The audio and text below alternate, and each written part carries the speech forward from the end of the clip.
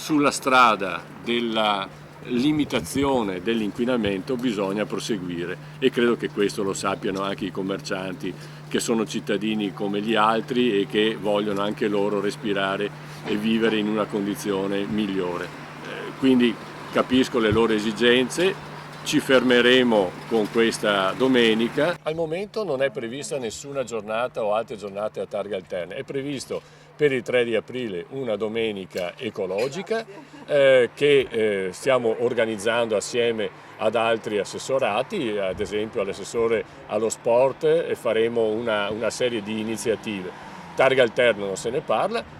Vorrei sottolineare che anche in una riunione recente di qualche giorno fa in provincia con tutti i comuni dell'agglomerato attorno a Treviso abbiamo concordato di lavorare insieme, lo faremo fin dalla fine di febbraio, per produrre un piano antismog e una ordinanza condivise.